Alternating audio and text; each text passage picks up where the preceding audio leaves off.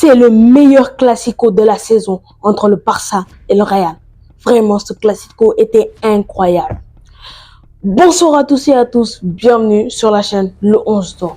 Aujourd'hui les amis, il n'y aura pas de spécial Barça-Real. C'est le classico Barça-Real directement. Mais avant qu'on continue, si vous avez regardé le classico Barça-Real, abonnez-vous, likez, partagez. Le match était juste fou. On est resté 120 minutes devant la télé, juste pour un match incroyable. Pour ceux qui n'ont pas vu le match, le Barça a gagné sur le score de 3-2. Et c'était la finale de Copa del Rey. C'était pas le Classico pour la Liga, c'était la finale.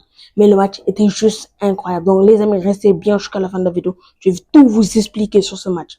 On commence directement par le match. Le match, vraiment, c'était incroyable. N'hésitez pas à liker, à vous abonner. Déjà, le match a bien commencé pour les Barcelonais. À peine quelques minutes de jeu, un but magnifique, somptueux de Pedri. Pedri qui a fait un top match. Même si c'est pas lui qui a pris l'homme du match, mais il a fait un très très bon match, Pedri. Ensuite, je vais résumer d'abord les buts, puis on va débriefer le match. Ensuite, première période, il y avait eu un seul but. Le Barça dominé, avait la possession. Première période, tout le long de la première période, le Barça avait de la possession. Le Barça dominé tranquillement. En seconde période, Mbappé a commencé à s'échauffer. Et là, il s'est préparé, il est entré en jeu. 70e minute. Le premier coup franc de Kylian Mbappé de sa carrière. Et là, il n'y a pas de débat. Là, il n'a pas touché le ballon, il n'a pas fait la passe, il n'a rien fait. Il a posé le ballon, il a frappé, c'est rentré. Même si le mur du Barça, c'était pas bien placé non plus. Mais il n'y a rien à dire. Mbappé a inscrit son premier coup franc. C'est incroyable. Maintenant, faut plus dire que Mbappé n'a jamais inscrit de coup franc. C'est fini. Il a inscrit son coup franc maintenant. Ensuite, après ce coup franc, quelques minutes après, Aurélien Tchouaméni est venu donner l'avantage au Real Madrid. Là, les supporters du Real Madrid, on les a vus partout, partout. Et ce qui me fait rire, c'est qu'un de mes potes, il m'avait dit, Mbappé buteur et Tchouaméni buteur. Il a eu raison. Mbappé et Tchouaméni ont marqué. Je sais pas d'où il a pris Tchouaméni, mais il a eu raison. Ensuite, là, le match était carrément plié. Le Barça faisait tout. Tenait la possession, partait, attaquait. Puis, un but de Ferran Torres qui a crocheté Courtois, qui a frappé le ballon et rentré. Et là, le match était déjà fou. Mais a continué à être fou.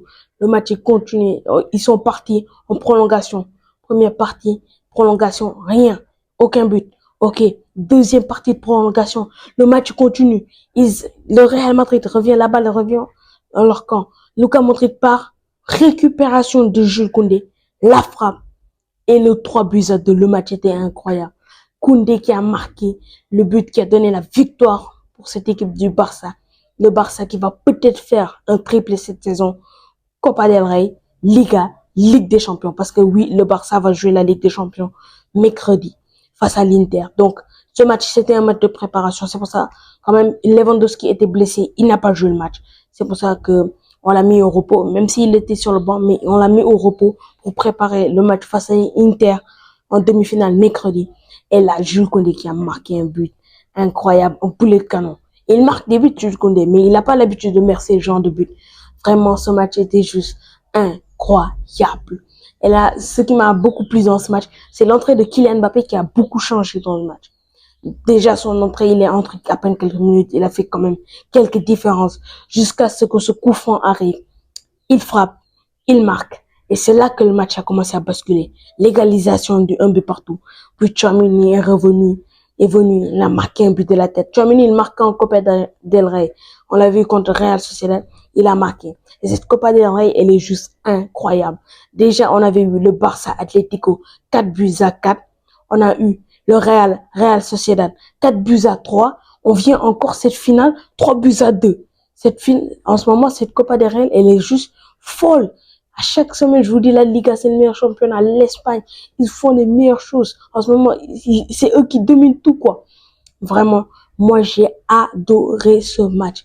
Jusqu'à 120 minutes de jeu. Ce match était juste incroyable. Il n'y a pas eu un moment où le jeu était fragile, où personne ne jouait. Même s'il y a eu des moments où le Barça a dominé. Quand ils ont marqué le premier but, là, ok, là, le Barça a dominé.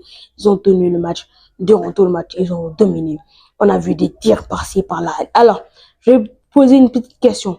Le penalty de Rafinha qu'il voulait, est-ce qu'il y avait penalty ou pas? Le tacle de Raúl Asensio sur Rafinha. Pour moi, il n'y a pas penalty. Déjà, en bas, quand Raúl Asensio a taclé, il a simulé, il est tombé. Mais Raúl Asensio a frappé le dos de Rafinha. C'est ça que l'arbitre regardait, s'il y avait penalty ou pas. Et l'arbitre a bien vu qu'il n'y avait pas penalty. Il a donné même un carton jaune à Rafinha pour simulation. En tout cas, le match était juste incroyable. Moi, je sais même plus quoi dire. Les Real, en ce moment, le Real contre le Barça, c'est plus la même chose. Déjà, première période, on a vraiment vu le niveau de jeu était différent. Le Barça dominait carrément le match. C'est en seconde période que le Real s'est réveillé.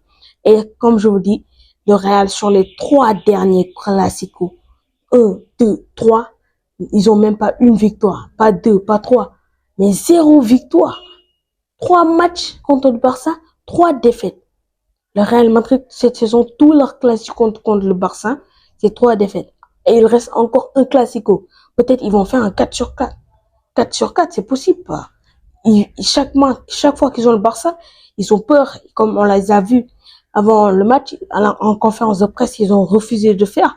Entraînement, ils ont refusé de le faire. Ils voulaient pas jouer le match à cause de l'arbitrage. Même si je comprends que le Real est un tout petit peu désavantagé face à l'arbitrage de cette saison, quoi. Les autres années, c'était eux qui étaient à l'avantage.